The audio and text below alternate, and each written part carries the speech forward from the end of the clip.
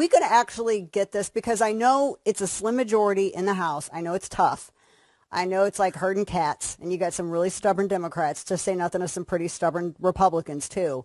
But where are we at on that? And I know you guys feel the pressure.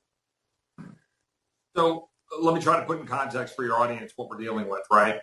So we have the tax cuts that were passed under President Trump in 2017. Mm-hmm.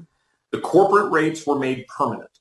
The individual rates then varied somewhat. And then there were some other corporate rates that are research and development, some expensing stuff, other things that have already expired. But all of the personal rates, those expire this December. Now, what am I talking about? There was a doubling of the standard deduction, which usually helps your, non-homeowners and a little bit more of your lower income filers. There was the rate reductions for a lot of people. Also a doubling, I think, of the child tax credits, a significant increase in child tax credits. Now, that stuff expires in December. So if we don't do anything, then that means those rates will go up. In other words, we're not actually talking about a cut at the moment. What we're doing is we're trying to stop an increase. Right.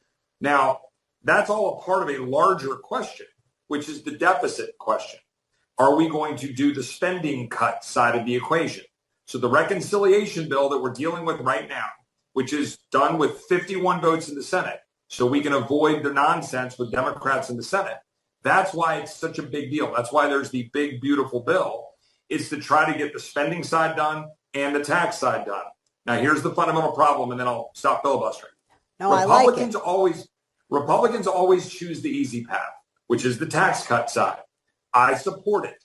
I'd like to cut taxes in half. I'd like to abolish the income tax altogether. Get rid of the IRS, right? I'm in.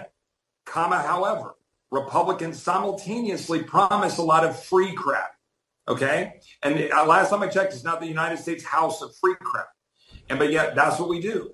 And so now we're having a debate about whether or not we can reform Medicaid and other programs to constrain spending so that we don't have deficits exploding out of control.